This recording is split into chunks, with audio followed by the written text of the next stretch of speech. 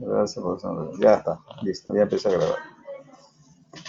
Listo. Entonces, esta es una enfermedad que tiene diferentes frecuencias de acuerdo a, como le dije, a cada región, a cada país o continente inclusive, eh, y también es distinto de acuerdo a la incidencia según razas, ¿no?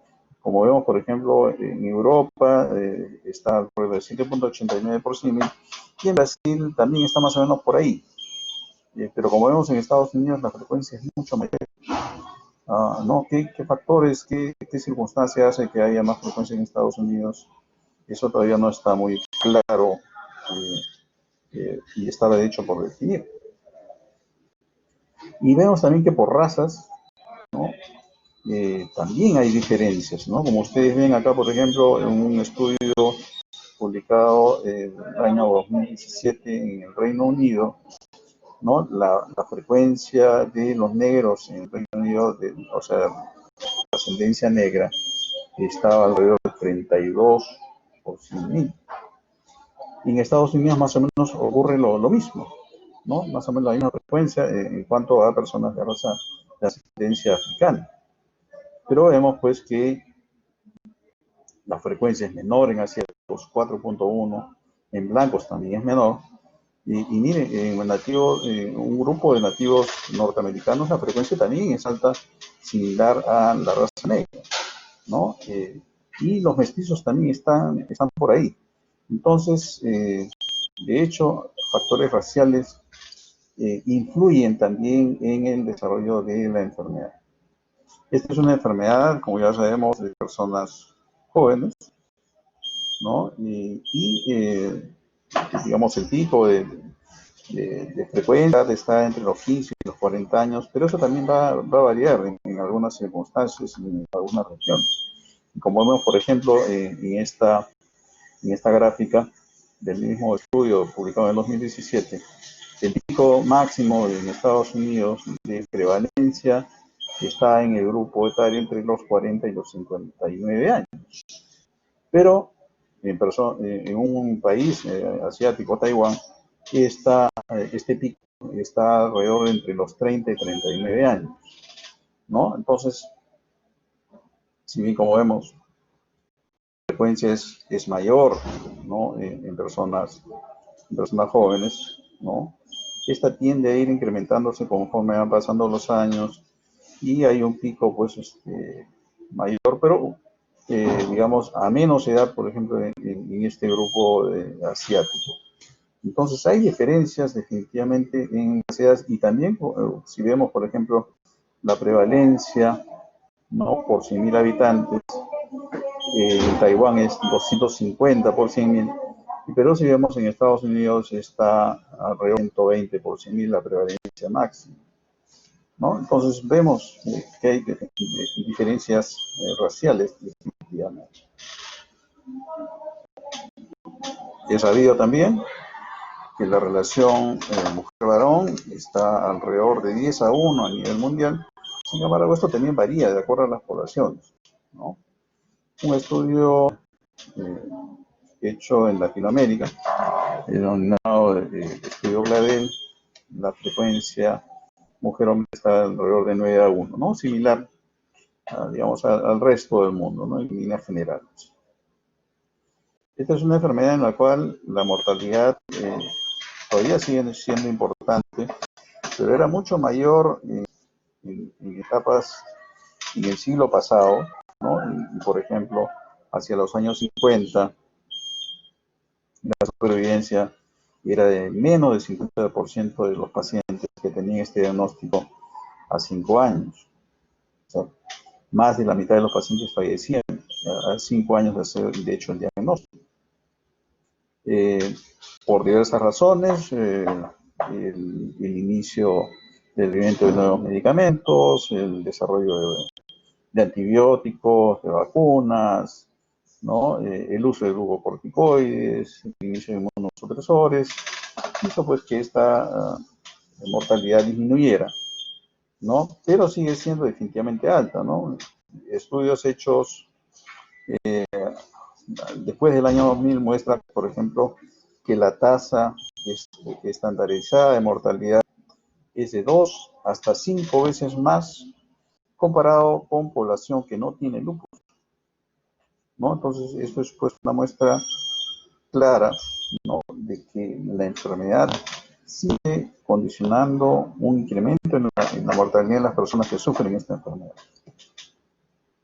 Otro aspecto también importante respecto a esto es que es la causa de muerte, ¿no?, en mujeres de 15 a 24 años y la sexta causa de muerte entre las personas de 25 a 34 años. O sea, es una causa frecuente de muerte en estos grupos etarios, o sea, en personas jóvenes.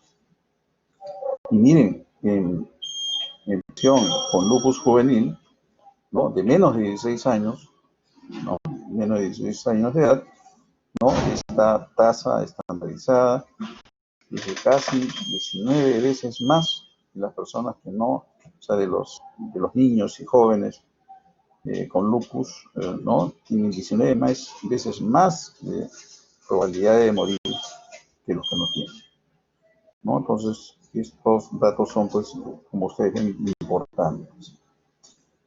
Las causas de muerte son variadas, ¿no? Pero hay tres aspectos simples, ¿no?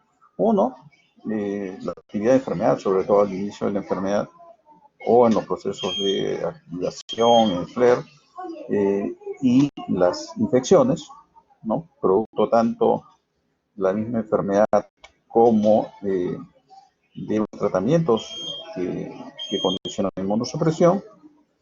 Y la otra parte es las lesiones cardiovasculares que ocurren conforme van pasando los años, porque el lupus condiciona pues una arteriosclerosis acelerada.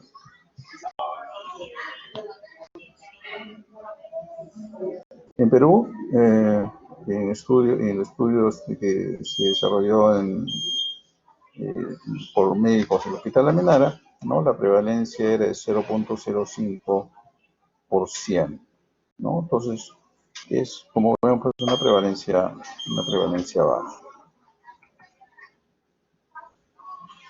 El lupus es una enfermedad en la cual, pues, hay un proceso en el cual una persona con una determinada carga genética, ¿no?, y el cual es expuesto a algún tipo de agente ambiental, ya sea pues un proceso infeccioso, viral, por ejemplo, o exposición a radiación ultravioleta, el polvo de sílice, entre otras cosas, va a condicionar que hay una pérdida de la tolerancia inmune y comienzan a formarse autoanticuerpos específicos, ¿no?, como en cualquier otro tipo de enfermedad autoinmune, ¿no? O sea, la carga genética y un disparador ambiental, ¿no?, es la que condiciona pues la aparición de formación de autoanticuerpos, y a la larga, en pacientes predispuestos, pues desarrollarán el proceso inflamatorio de los órganos afectados y el compromiso pues de órganos.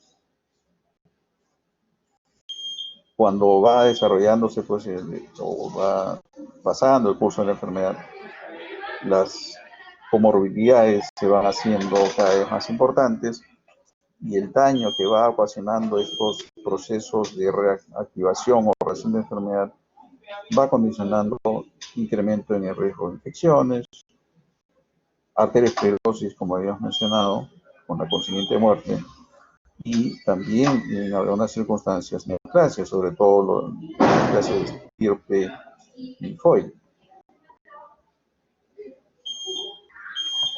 Entonces, hay diversos factores, ¿no?, etiológicos, genéticos, ¿no?, factores hormonales, estrógeno, prolactina, factores infecciosos han sido pues identificados también, ¿no?, factores ambientales, parecido a la artritis reumatoide, ¿no?, el tabaco juega probablemente un papel importante, igual que en la artritis reumatoide, pero también polvos de sílice y especialmente en el lupus, pues la radiación ultravioleta que condiciona pues la formación de cuerpos apoptóticos a nivel cutáneo, ¿no?, y factores genéticos también adicionalmente. una muestra clara de que hay factores ambientales relacionados con el desarrollo del lupus es este cuadro pues conocido como lupus inducido por drogas. Una serie de medicamentos, como por ejemplo clorpromacina, metildopa, isoniazida, procainamida, pueden condicionar manifestaciones similares al lupus. De hecho, pueden cumplir hasta criterios de clasificación, ¿no? Pero en general, las manifestaciones suelen ser leves, ¿no? Manifestaciones generales, fiebre, serositis, artralgias, citopenias en pacientes con ANA positivo, usualmente a título bajo, y característicamente dentro de los extractables anticuerpos antihistones.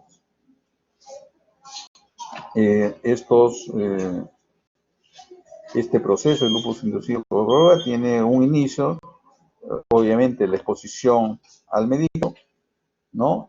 Se suspende la medicación y el proceso pasa, ¿no? O sea, no es que un paciente con lupus inducido por droga va a desarrollar la enfermedad lúpica sistémica.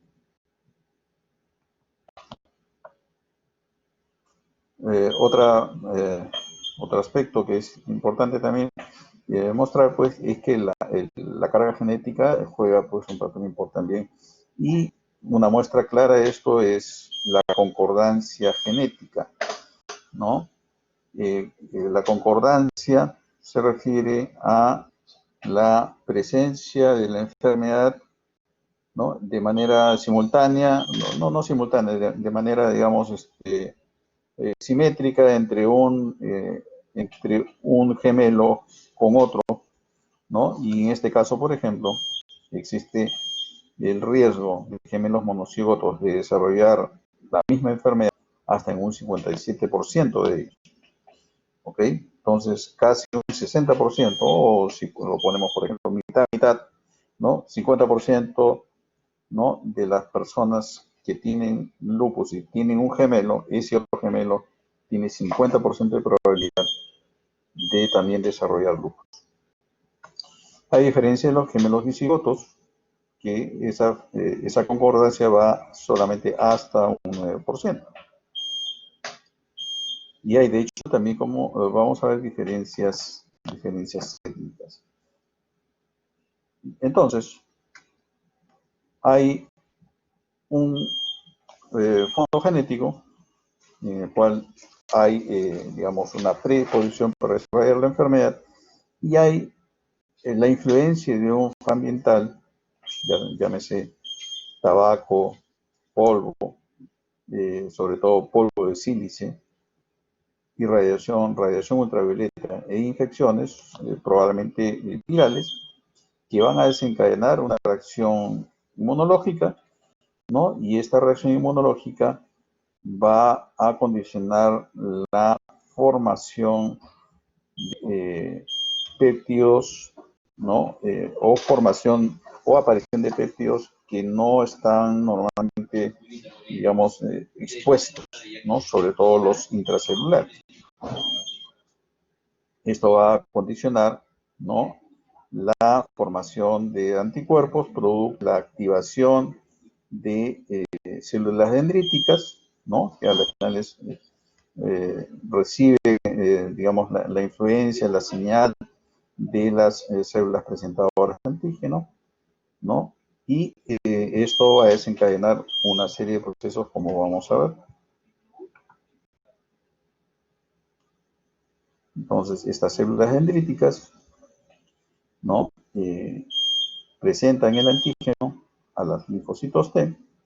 Estos linfocitos T activados van a activar a su vez a los linfocitos B, y estos linfocitos activados van a formar los autoanticuerpos.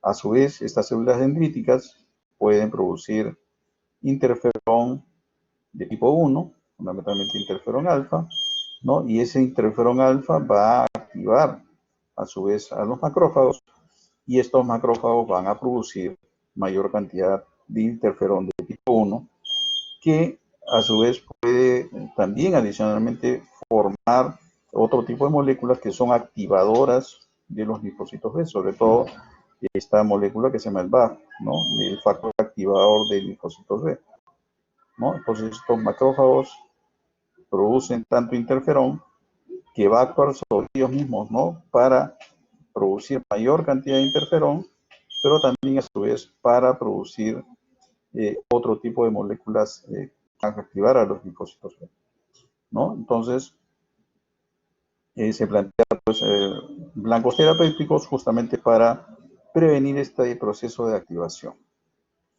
Entonces, estos procesos o estas moléculas que son presentadas producto de células que han tenido pues una muerte celular programada, las células apoptóticas, ¿no? Este defecto en la fagocitosis va a condicionar la producción de neoantígenos, ¿no? De autoantígenos, de hecho, ¿no? Y va a desencadenar todo el proceso de formación de autoanticuerpos y adicionalmente la formación de complejos inmunes circulantes. Entonces, a las finales, el proceso implica una hiperactivación de los linfocitos B para producción de autoanticuerpos.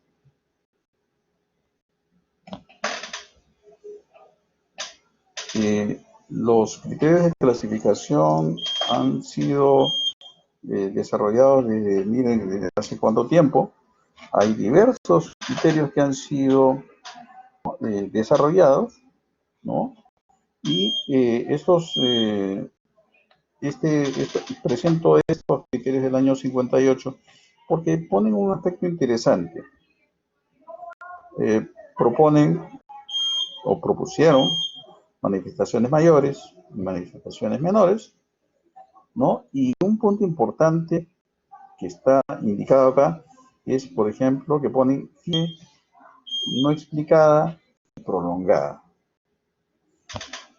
Y este término de no explicada, o sea, que no haya otra razón que explique la fiebre, por ejemplo, un paciente que está, pues, por ejemplo, que tenga serositis pleural, que tenga artritis, que tenga lesiones de eritema nodoso en miembros inferiores, pero que tenga tuberculosis, ¿no? Entonces, los pacientes con tuberculosis pueden inclusive tener anticuerpos antinucleares positivos, ¿no?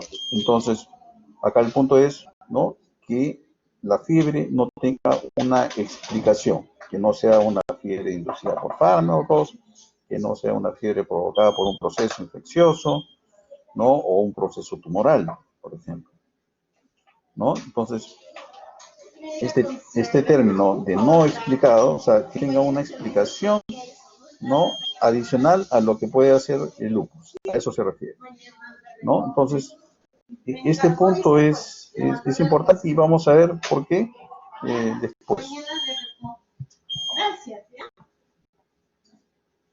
Hacia el año 71 se plantean nuevos criterios, ya no hay este término, ¿no? Que mencionaba antes, ¿no? Y se incluyen pues el compromiso cutáneo, el fenómeno Raynaud, la alopecia, etcétera, etcétera, algunas pruebas de laboratorio y una proteinuria pues en rango nefrótico, ¿no? Y eso es lo que propusieron.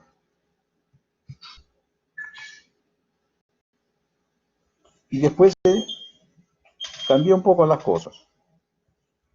En los criterios del año 71 se incluía la alopecia, se incluía el fenómeno de Raynaud, y en estos criterios del año 82 y revisados en el año 97, se considera que 4 de estos son criterios para clasificar un paciente como lupus.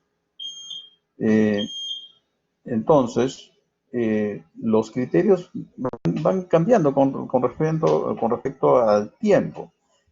Acá cambia también, por ejemplo, el compromiso renal, ya no se considera una proteinuria en rango nefrótico, sino una proteinuria mayor de 0,5 gramos, que es más lógico, ¿no?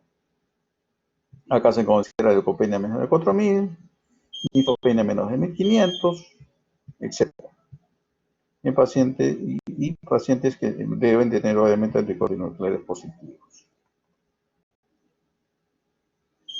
Ahora, un punto importante a considerar es que el cumplimiento de criterios se acumula en el tiempo.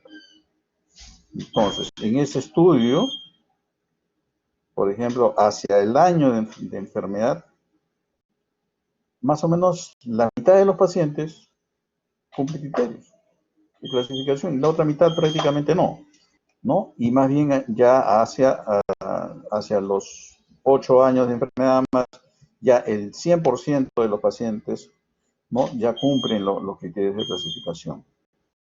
¿Qué les quiero decir con esto? Que no es necesario cumplir criterios de clasificación para hacer el diagnóstico de enfermedad. ¿Sí? Es un punto importante a considerar, ¿ya? Porque hacia el año, por ejemplo, los criterios que estaban vigentes, ¿no? en este artículo, ¿no? La mitad nada más los pacientes cumplían los criterios.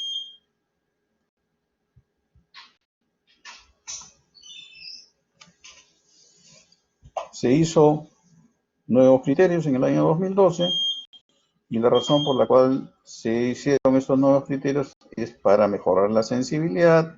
La sensibilidad de 86 se mejoraba a 94, la especificidad era similar. Para clasificar a un paciente era más o menos similar también, pero tenía que haber un criterio clínico y otro inmunológico. Y el otro punto de modificación importante fue el hecho de que era suficiente tener una biopsia renal positiva, ¿no? Un paciente con nefritis tipo 3 o tipo 4, con ANA positivo, suficiente para hacer el diagnóstico de lupus.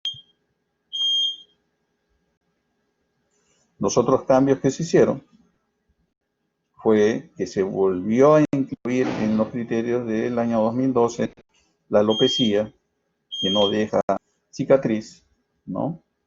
Como vemos acá, la especificidad es muy alta, ¿no? Casi 96% de especificidad de este tipo de alopecia.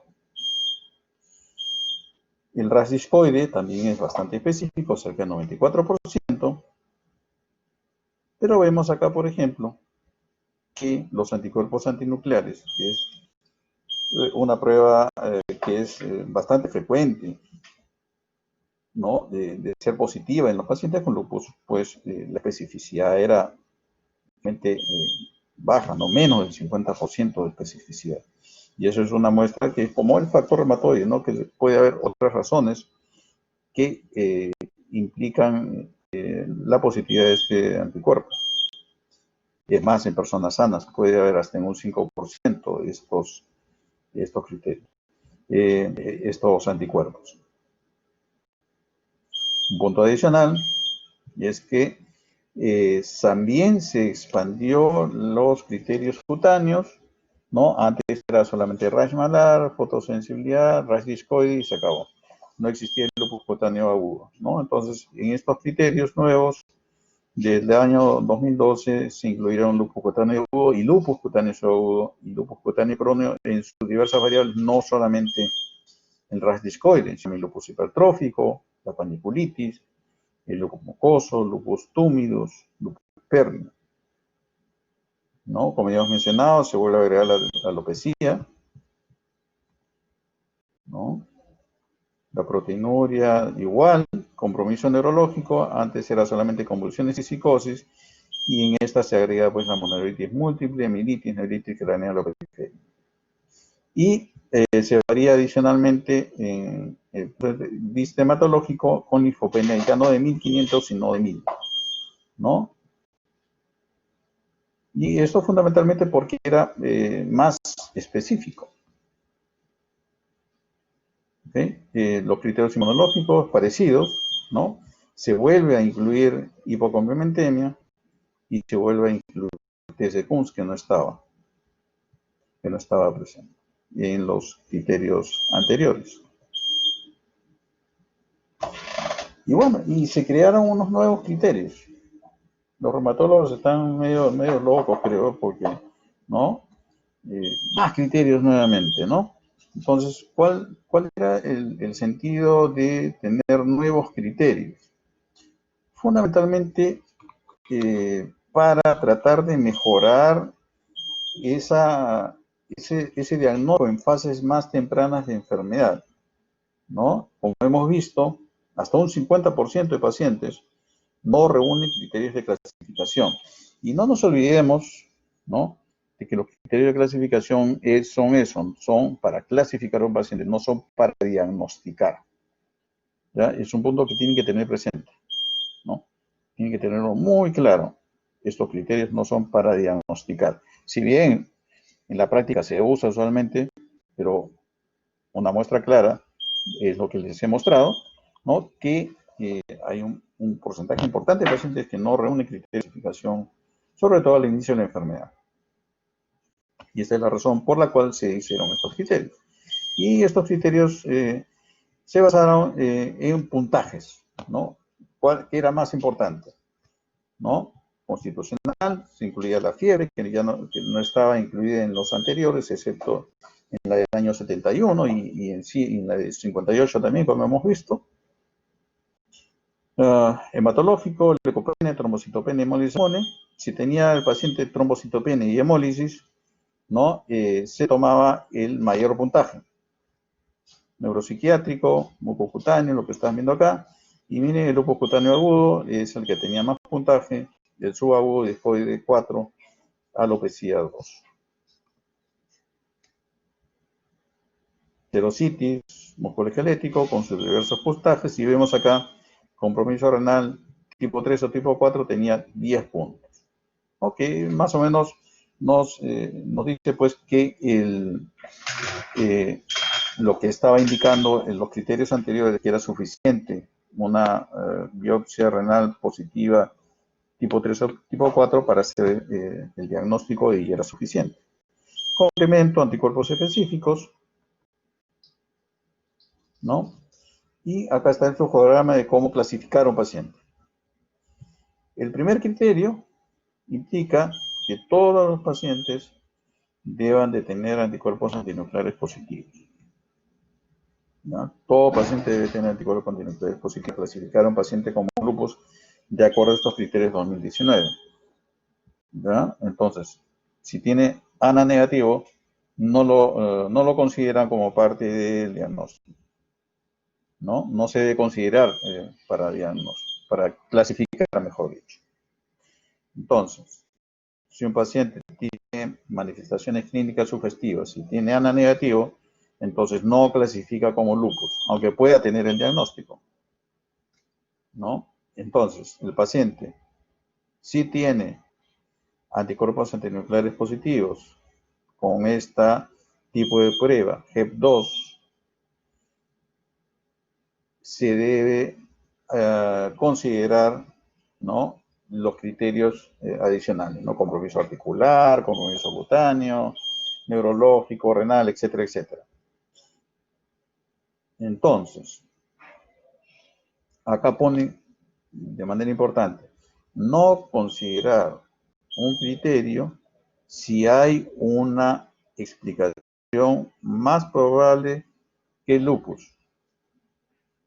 Si un paciente tiene una serositis pleural y está con un infiltrado, una condensación, ¿no?, el diagnóstico más probable de esa serositis, o la causa más probable, es una infección, un derrame paraneumónico.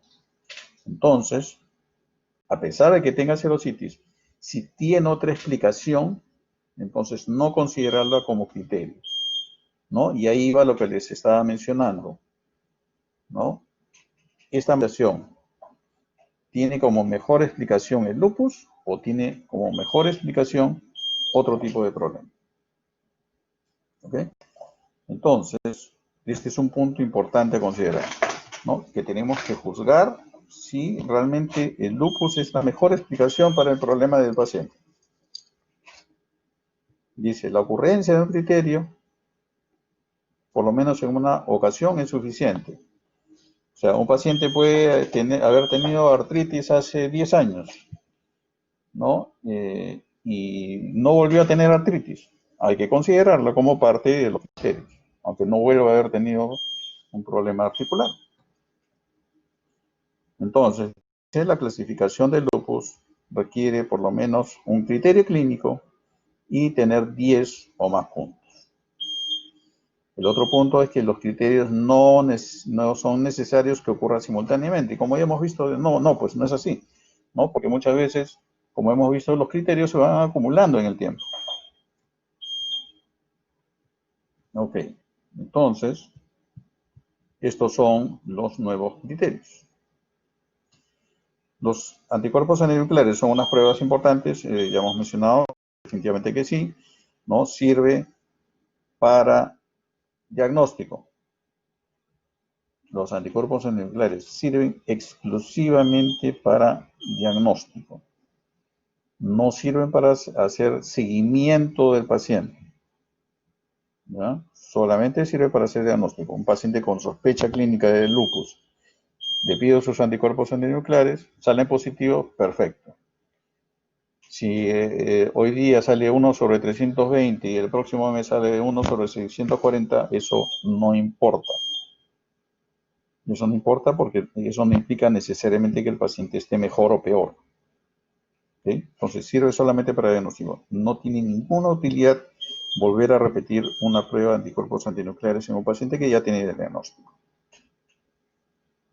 Salvo por alguna razón de estudio, yo qué sé, pero desde el punto de vista clínico no tiene ninguna utilidad. El patrón más frecuente es el patrón homogéneo, seguido del patrón moteado, y uno de los menos poco frecuentes es el periférico y el otro el nucleolar. Puede haber también patrón citoplasmático, puede haber tinción del citoplasma en los pacientes con lupus. Muy bien.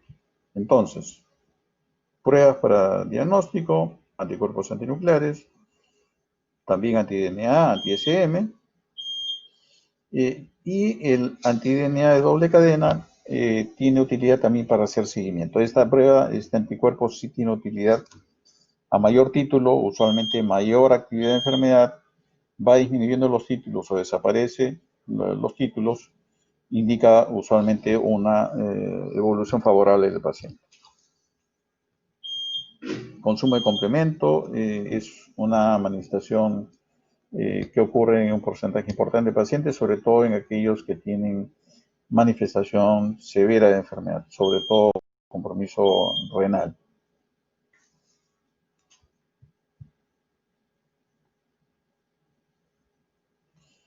Pruebas de laboratorio que se debe solicitar, un hemograma evidentemente, para ver si es que hay leucopenia, si hay anemia, plaquetopenia, etc. ¿No? Reactantes de fase aguda definitivamente son importantes. Siempre es importante tener un basal de velocidad de sedimentación y PCR. Usualmente la velocidad de sedimentación se eleva en los pacientes con lupus. No son elevaciones necesariamente marcadas, ¿no? De hecho, no es usual que exceda de 100, ¿no? Usualmente, de hecho, es menos. Y la proteína C reactiva es usualmente normal o ligeramente elevada, ¿no? Por el lupus usualmente no se eleva la PCR. Y cuando vemos PCR elevada en el paciente con lupus, siempre debemos descartar que no haya una infección de por medio. El perfil lipídico siempre es importante solicitarlo porque estos pacientes, como hemos mencionado, tienen arteriosclerosis acelerada y por lo tanto tenemos que evaluar el riesgo de eventos cardiovasculares serios. El proteinograma electroforético es útil en el sentido de que pues, es usual de ver una hipergama globulinemia de tipo policlonal. Puede también estar elevada la curva del alfa 1 justamente como reactantes de fase 1. El lupus eritematoso sistémico, como es de esperar, los síntomas generales son realmente bastante frecuentes. La astenia, el malestar llega pues, prácticamente a todos los pacientes. La pérdida de peso es importante también y frecuente. La fiebre también es un un proceso muy frecuente de presentación. La fiebre en el lupus usualmente es menos de 38.5. Más de eso, siempre es importante descartar una infección.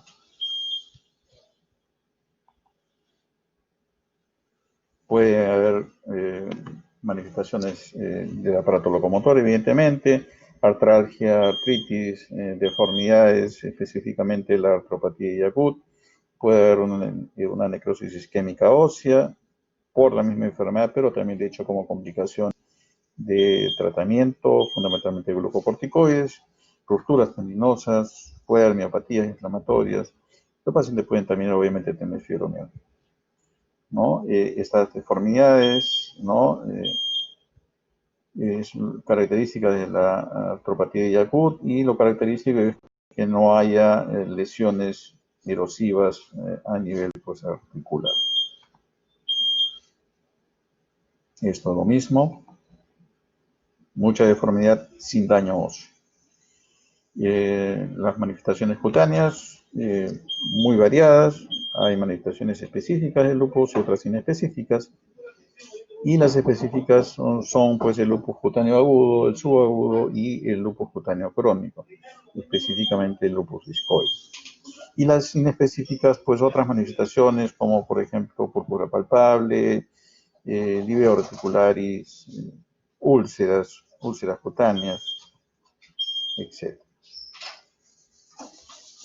Típicamente el rash en el lupus es un rash inflamatorio, localizado usualmente pues, en el puente nasal, en la región malar, y como ustedes ven acá, respeta el surco nasogeniano. Lesiones ulceradas, con lecho eritematoso, localizados en cualquier parte del paladar, ¿no? En este caso, por ejemplo, el paladar duro. Lesiones no dolorosas, lesiones discoides, ¿no? Lesiones cicatrizales. La alopecia, que es una manifestación, como dije, bastante específica, ¿no? La alopecia puede ser en parches o puede ser difusa, y característicamente el cabello se ve muy fino, quebradizo, ¿no? ¿No? Y de fácil desprendimiento. Liveos reticulares, como estamos viendo, este aspecto reticular eritematoso. Lesiones cutáneas subagudas, ¿no? Lesiones eritematoso-descamativas, muy similares a la psoriasis. De hecho, hay pacientes que son equivocadamente diagnosticadas como psoriasis y realmente tienen lupus. De hecho, he visto algunos casos. Compromiso profundo, paniculitis, púrpura, palpable con lesiones hemorrágicas, infarto periungual, eritema periungual, ¿no? Lesiones verrucosas, ¿no? De un justamente lupus crónico hipertrófico, ¿no? Lupus túmidos, lesiones papuloreritematosas elevadas, lupus pernio, son lesiones parecidas también, papuloreritematosas en lesiones sacrales.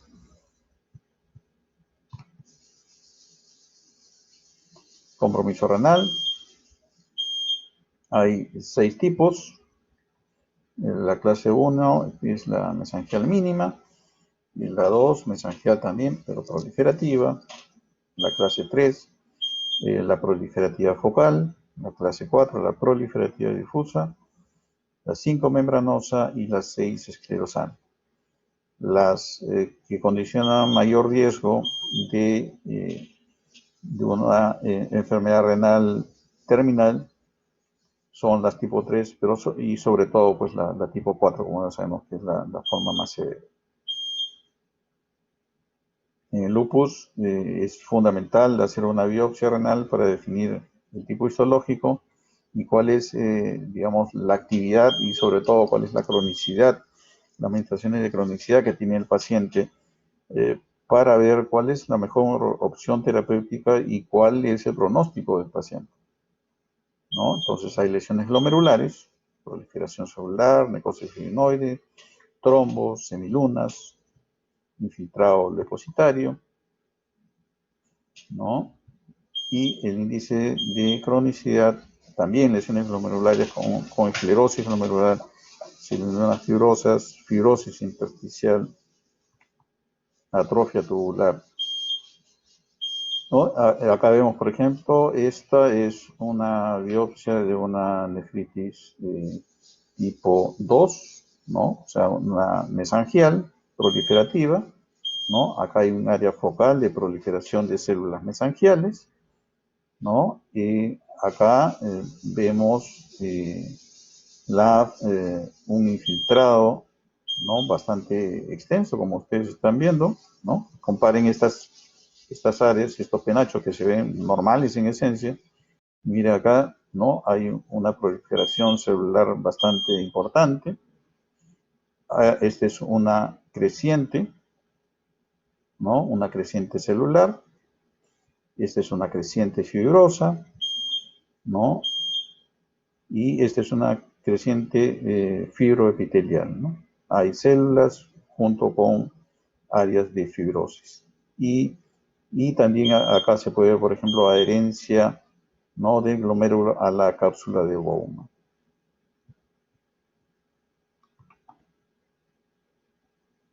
¿no? Puede haber, ¿no? Un engrosamiento, ¿no? De las arteriolas, ¿no? Con formación de trombos, ¿no? La formación de asas de alambre, que no es otra cosa que la expresión de depósitos masivos pues, de complejos inmunes a nivel subepitelial, subendotelial, perdón. Trombos hialinos. Muy bien. Manifestaciones neuropsiquiátricas variables, neurológicas centrales y periféricas, desorden cerebrovascular, cefalea, meningitis aséptica, mielopatía, meningitis transversa específicamente, convulsiones, manifestaciones periféricas, mononeuropatía, plexopatía también puede haber, manifestaciones similares a miastenias graves, polirradiculoneuritis, polineuropatía, manifestaciones psiquiátricas, también ansiedad, depresión, psicosis.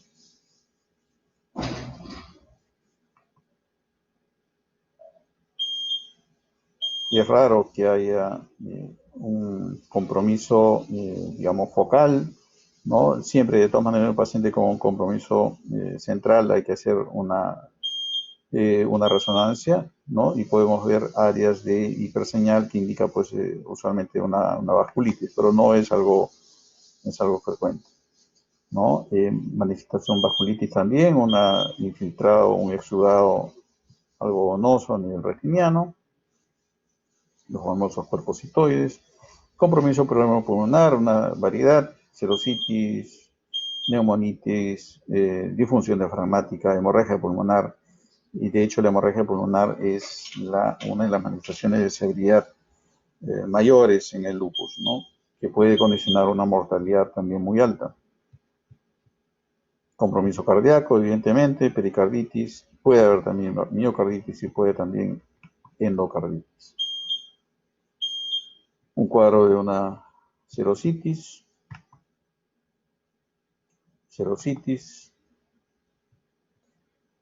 hemorragia alveolar, ¿no? Un infiltrado intenso, ¿no? Disfunción diafragmática.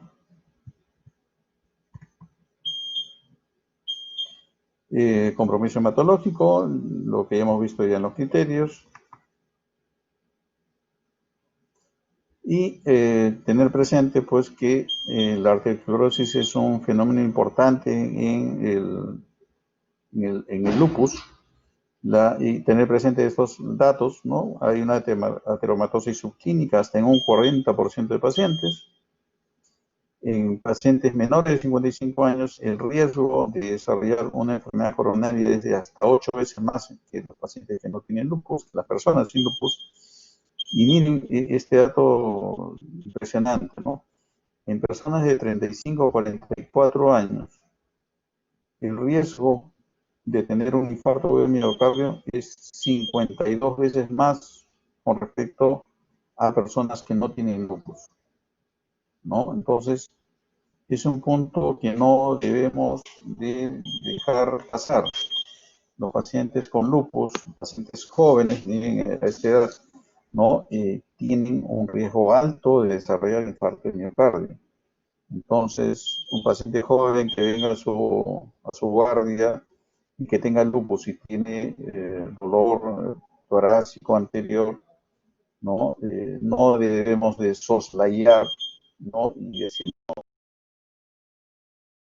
no, no le pasa nada, ¿no? Es un dato muy importante.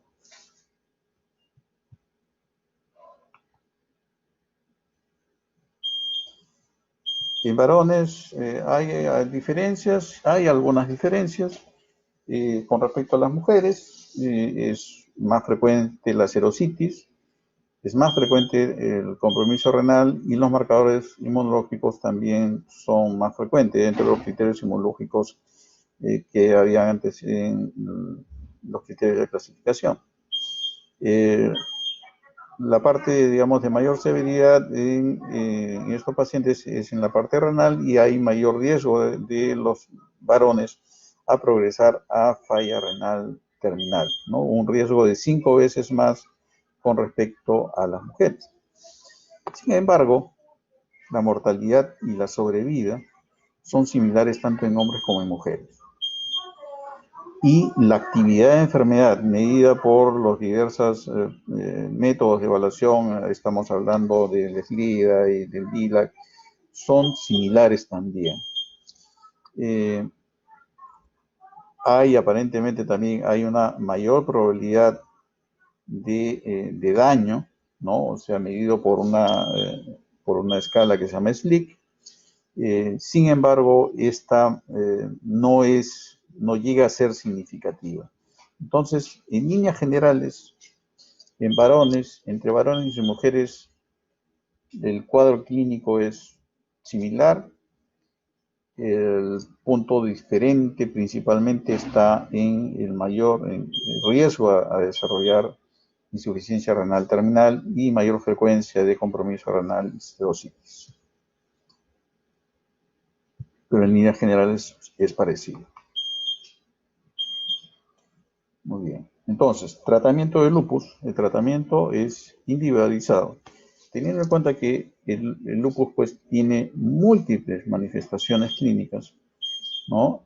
Entonces, el tratamiento debe ser dirigido al problema que tiene el paciente. Todo paciente debemos de tener presente la probabilidad de comorbilidades que vaya ocurriendo a futuro o en el momento actual en pacientes con enfermedad temprana. Las infecciones son un riesgo latente, tanto por la misma enfermedad como por el uso de glucocorticoides, ¿no? Y de hecho, uno de los factores digamos, de riesgo más importante para desarrollar infecciones es el uso de glucocorticoides a dosis de 7.5 o más. Entonces, todo paciente con lupus debería recibir corticoides, pues va a depender fundamentalmente de qué es lo que tenga el paciente, ¿no? Y si es necesario darle, pues hay que darle la dosis suficiente. Pero hay que tratar también de buscar que reducir esa dosis lo más rápidamente posible para reducir este riesgo. Las infecciones siguen siendo un problema importante en el lupus. Hipertensión, diabetes son factores de riesgo justo con dislipidemia para el desarrollo de la arteriosclerosis. Por lo tanto, todo paciente con lupus tenemos que hacer su control de presión arterial, ver cómo está su glicemia, ¿no? Ver cómo están los lípidos, y manejar estos factores para reducir el riesgo de que desarrolle, ¿no?, arteriosclerosis y por lo tanto, pues, eventos cardiovasculares serios. La osteoporosis es una circunstancia también que es relativamente frecuente en el lupus, fundamentalmente pues, por el uso de corticoides, y la osteonecrosis puede ocurrir tanto por la misma enfermedad como por el uso de glucocorticoides, ¿no? La fotoprotección es mandatoria para todo paciente con lupus, independientemente de su condición, ¿no? Y esta tiene que ser permanente, debe ser diaria y, ¿no? Y debe ser suficiente. Cambios en el estilo de vida, es fundamental que el paciente no consuma tabaco. El tabaco es un factor predisponente para el inicio de la enfermedad, pero también puede condicionar, obviamente, pues mayor riesgo de arteriosclerosis, hipertensión no controlada, ¿no? Y puede, pues, empeorar, obviamente, la arteriosclerosis, entre otros tipos de problemas. Y también, adicionalmente, obviamente, el consumo de tabaco también puede hacer que la respuesta al tratamiento no sea la más adecuada. Reducción de peso, ejercicios evidentemente también son importantes. No, en pacientes que no tienen compromiso de órgano mayor podemos manejar, digamos, de una manera más conservadora, antimaláricos, metotrexate, deflunomida, y podemos usar glucocorticoides también, obviamente, y se puede usar a dosis bajas. En pacientes con compromiso, por ejemplo, neuropsiquiátrico mayor, un paciente que hace, por ejemplo, una mielitis transversa, que hace una vasculitis del sistema nervioso central, o que tiene una mononeuritis múltiple, o tiene un cuadro de Guillain-Barré, por ejemplo, ¿no? El uso de inmunosupresores, usualmente la ciclofamida, pero también pudiera usarse diclofenolato, están indicados en estas circunstancias. O sea, en otras palabras, pues a mayor severidad de compromiso, uso de inmunosupresores se va definitivamente imponiendo en el manejo de la enfermedad. Y para compromiso renal severo, las opciones son ciclofosfamida o diclofenonato mofetilo, y en pacientes que fallan, pues el rituximab es una opción. Una parte importante también del tratamiento y que hay que considerar y nunca debemos de soslayar, ¿no?, al igual que todo paciente con enfermedad crónica, es la educación.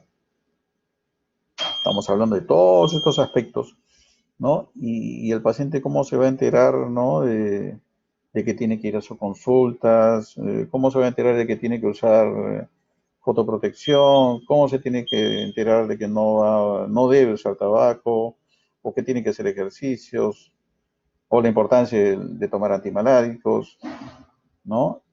Si es que uno no le explica al paciente, ¿no? Entonces, imagínense ustedes que tengan esta enfermedad, Dios no lo quiera, ¿no? Pero imagínense que ustedes desarrollen esta enfermedad, ¿no? ¿Cómo se sentirían, ¿no? Uno quedaría pues totalmente abrumado, en shock, ¿no? Y tener presente de que la noticia de tener este diagnóstico es una noticia bastante dura, por todas las implicancias que tiene la enfermedad, ¿no? Y probablemente ustedes le expliquen al paciente la primera vez y no les vaya a entender absolutamente nada, porque su cabeza está en otra cosa, ¿no? Entonces, sean pacientes, ¿no? Entiendan a la persona y probablemente tengan que explicarle más de una vez las cosas que tiene que hacer o que tiene que dejar de hacer, ¿no? Hay que ser bastante comprensivo realmente para estos casos. Entonces, uso de glucocorticoides, sí. Para todos, no. Hay pacientes en los cuales realmente no requieren uso de corticoides, ¿no? Por ejemplo, si tienen solamente manifestaciones leves que se pueden manejar con antimaláricos, antiinflamatorios, de repente algún inmunomodulador, ¿no?, metotrexate, acetopina. Si podemos evitar el uso de glucocorticoides, definitivamente mejor, porque reducimos la posibilidad de que este paciente adquiera infecciones. ¿ok? Pero si el paciente tiene alguna manifestación que amerita el uso de glucocorticoides, pues hay que usarlo y hay que usarlo a la dosis suficiente para controlar dicho proceso, ¿no? Si el paciente tiene compromiso articular, pues no le voy a dar prednisona a 60 miligramos, ¿no? Le daré 5 o 7.5 miligramos. Si tiene una serositis leve, de repente no le doy nada, o de repente le doy hidroxicloroquina. Si es una serositis importante, le puedo, ¿no? Que esté comprometiendo, por ejemplo, pues la mitad ¿no? de un campo pulmonar, ¿no? Pudiera usar, y de hecho debería usar más dosis, ¿no? Inclusive hasta uno por kilo, ¿no? Entonces, el manejo de glucocorticoides va a depender fundamentalmente de qué es lo que tenga el paciente, ¿no? Y la dosis va a depender de eso, ¿no? Y cuando hay manifestaciones muy severas de enfermedad, el paciente está muy activo, de hecho se puede usar pues los famosos pues, pulsos endovenosos de metilprednisolona, ¿no? Que va de dosis de 500 a 1000 miligramos. El uso de inmunosupresores e inmunomoduladores ya va siendo usado para pacientes que tienen enfermedad moderada o que no se van controlando con, digamos, tratamientos menos agresivos, ¿no? O que tengan una enfermedad suficientemente severa que requiera, pues, este tipo de tratamiento, ¿no? Perdón, usualmente la ciclofamida y el micofenolato se usan para manifestaciones severas de enfermedad, ¿no? La ciclofamida, sobre todo endovenosa, ¿no? Se usa, por ejemplo, para nefritis lúpica tipo 3, tipo 4, se usa para pacientes que tienen plaquetopenia severa, para pacientes que tienen formas severas de compromiso del sistema nervioso, ¿no? Etcétera, etcétera, ¿no? El micofenolato, también, de hecho, como vamos a ver ahorita, se puede usar como terapia de inducción también para pacientes que tienen nefritis, más útil para pacientes de raza mestiza como nosotros, pero también para pacientes de raza negra. Y la cetoprina, metotrexato y la eflunomida, pues lo usaremos para formas más leves, ¿no? Como se imaginará, el metotrexato y la eflunomida se usan más para compromiso articular y la cetoprina tiene más usos, ¿no? Se puede usar como terapia de mantenimiento para las diversas manifestaciones, después de dar una terapia de inducción, ¿no? Se puede usar para compromiso articular también, para compromiso cutáneo, pulmonar, etcétera, etcétera, ¿no? Entonces va a depender del momento que esté el paciente. El uso de inhibidores de calcineurina, como la ciclosporina o el tacrolimus, usualmente son usados para compromiso renal y en algunas circunstancias también para compromiso pulmonar, pero casi restringidos para compromiso renal. Se pueden usar asociados, por ejemplo, hay terapias combinadas de micofenolato con tacrolimus, ¿no? La ciclosporina se puede usar también para nefritis membranosa. Los antimaláricos son indicados para todo paciente con lupus.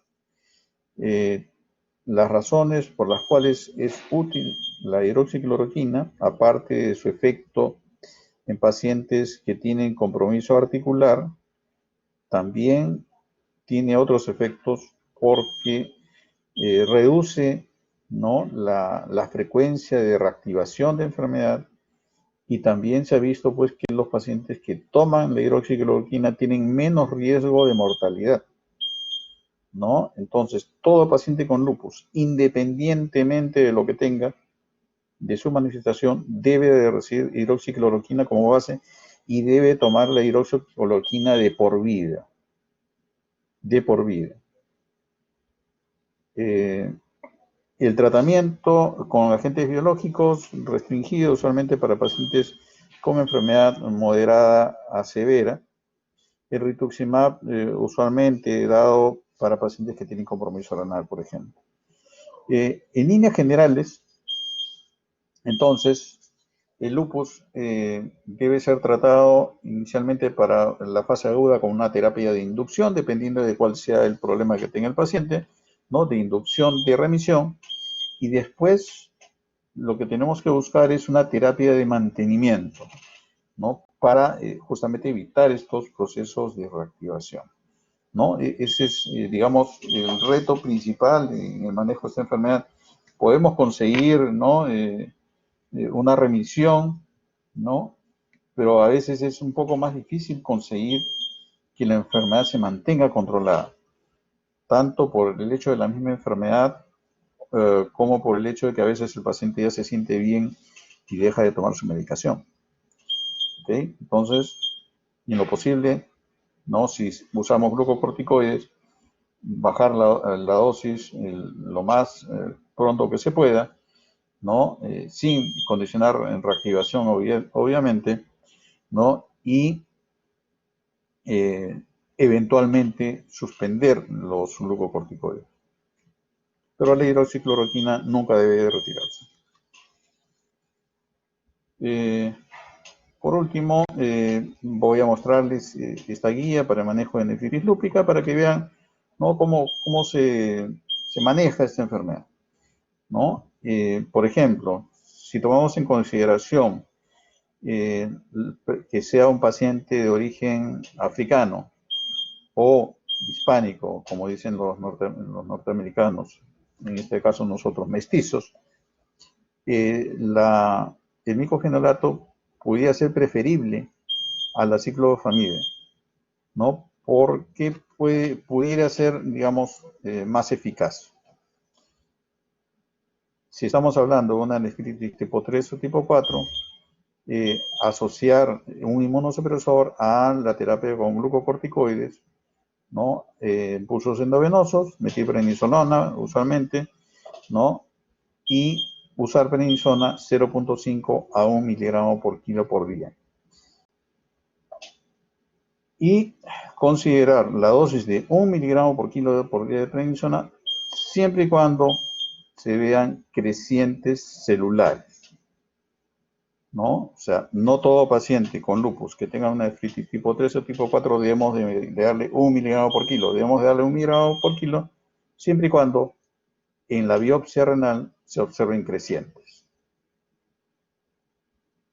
Se puede tomar también la otra opción de usar pulso de ciclofamida, y la ciclofamida se puede usar con un esquema que se llama el esquema Eurolupus, Euroles, en el cual se usa menos dosis, 500 miligramos de ciclofamida cada 2 semanas por 6 dosis durante 3 meses, y después terapia de mantenimiento con micofenolato o cetoprina, y usar dosis altas, ¿no? De 500 a 1000 miligramos por metro cuadrado semanal por 6 meses, perdón, mensual por 6 meses, ¿no?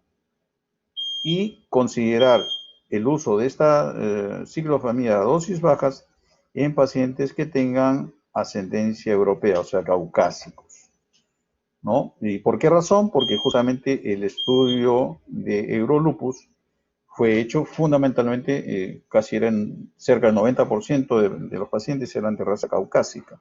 Entonces no se podía generalizar, y no, de hecho no se puede generalizar digamos, ese estudio a otras poblaciones. Por eso, si un paciente, por ejemplo, un paciente nuestro que está usando micofenolato como terapia de inducción y no responde a la terapia de inducción con micofenolato, pues entonces lo pasaremos a ciclofamida, pero le daremos ciclofamida, ¿no? A altas dosis, no al esquema de dosis bajas, salvo que haya alguna razón. Tener presente adicionalmente cuál es el deseo del paciente, en este caso, pues fundamentalmente las mujeres, pero también obviamente los varones, de tener descendencia. Es un derecho de la persona de tener descendencia, y en esos casos, pues se preferiría evidentemente el micofenolato a la ciclofosfamida por el riesgo, pues, de infertilidad, perdón, de esterilidad. Muy bien, entonces, pacientes, por ejemplo, que reciben micofenolato, recibieron su metilprednisolona, su prednisona, y mejoraron, le bajamos la dosis de micofenolato, ¿no? Hasta 1 gramo inclusive por día, o le agregamos o cambiamos de micofenolato y le pasamos a cetapina, ¿no? Con o sin glucocorticoides, o sea, tratar de retirar completamente el glucocorticoides, la idea es si el paciente ha mejorado. Si no mejora, entonces con el micofenolato, ¿no? Hacia los 6 meses como máximo, ¿no? Entonces usaremos ciclofamida, ¿no? Si el paciente mejora, entonces terapia de mantenimiento con micofenolato o azathioprina, ¿no? Estas son las terapias preferidas como terapias de mantenimiento. Y si no mejora, pasar ya a terapia biológica, rituximab o inhibidores de calciurina con glucocorticoides o inhibidores de calcineurina con micofenolato, ¿no? Que es la llamada terapia multitar, ¿no? Y hacia el otro lado es la misma, más o menos de una manera parecida. Muy bien, entonces el lupus es una enfermedad heterogénea, ¿no? De origen autoinmune, causa desconocida, que hay factores genéticos predisponentes, factores ambientales que intervienen para desencadenar el proceso de la enfermedad, manifestaciones clínicas muy variadas, curso variado, y por lo tanto el enfoque terapéutico tiene que ir dirigido, uno, a la educación del paciente y número dos, a el enfoque individualizado según la patología que presente el paciente, ¿no? Y eso es todo lo que quería comentarles con respecto al tema. Si tienen alguna pregunta, me lo pueden hacer por el chat o pueden usar el micrófono.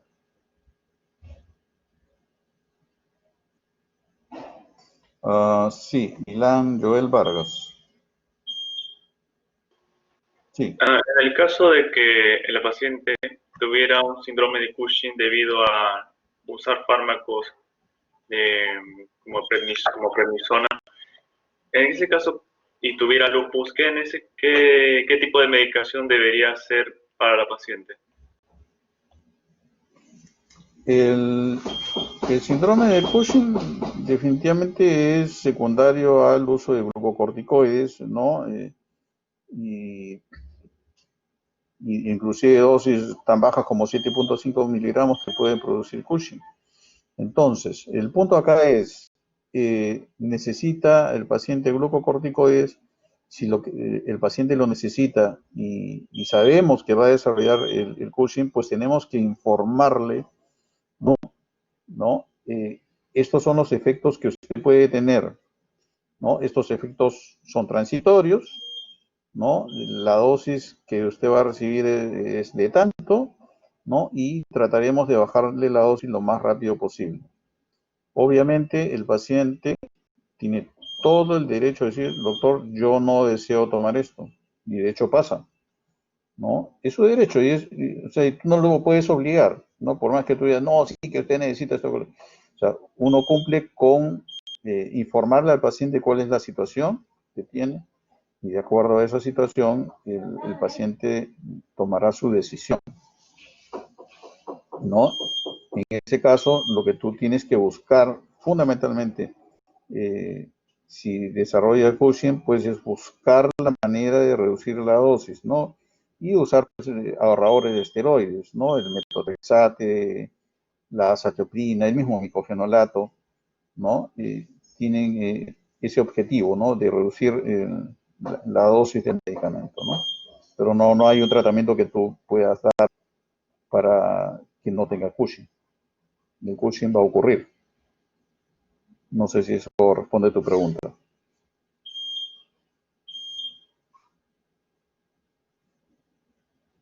No sé si hay alguna pregunta más.